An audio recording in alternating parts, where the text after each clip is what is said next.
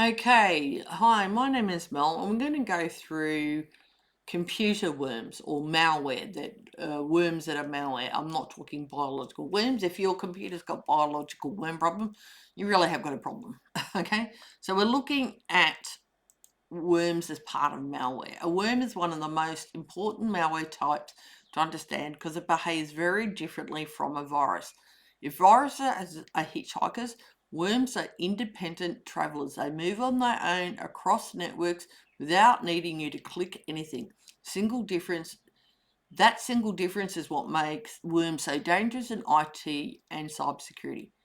So, what a worm actually is a self replicating malware that spreads automatically across networks without user interaction. Key traits: no host file needed, unlike viruses. Self propagating, network aware, often extremely fast spreading. An entire worm's process is to move, infecting as many devices as possible.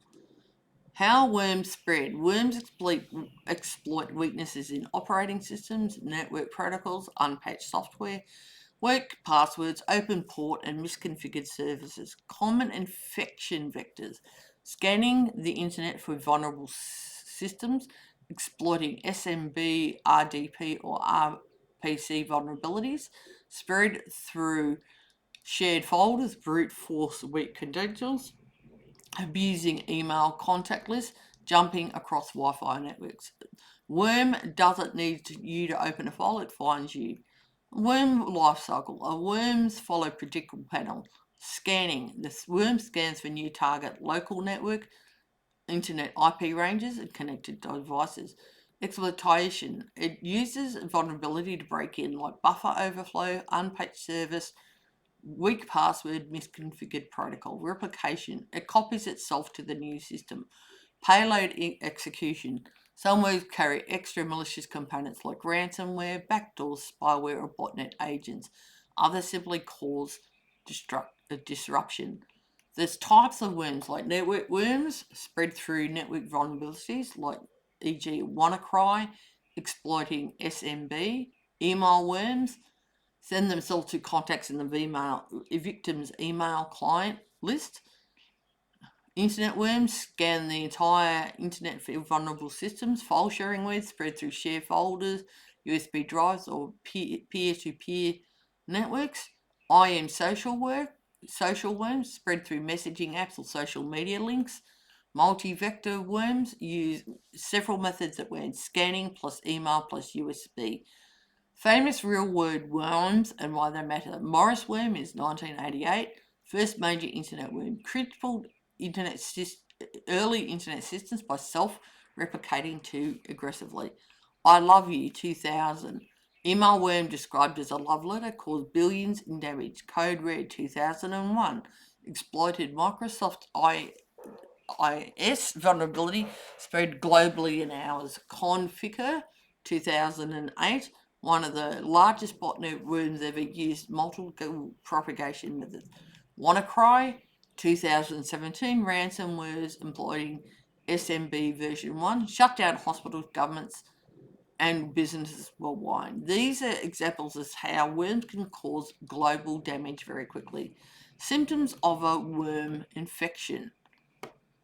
Worms often create network chaos. Common signs: sudden network slowdowns, high CPU usage, unknown processes running, multiple devices infected at once, disabled security tools, unusual outbound traffic, repeated authentication failures, new user accounts appearing, devices crashing or repeating.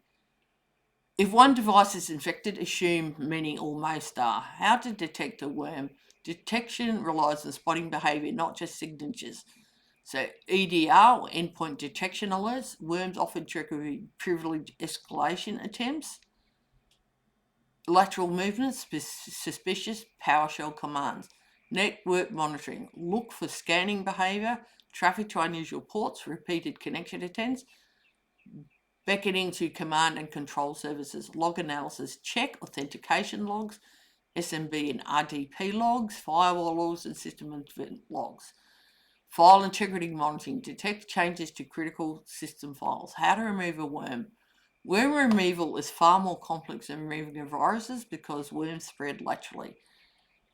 Immediate containment can disconnect infected devices from the network, disable the Wi-Fi, block malicious IP and ports at the firewall, stop the worm's propagation vector, patch, disable services, etc.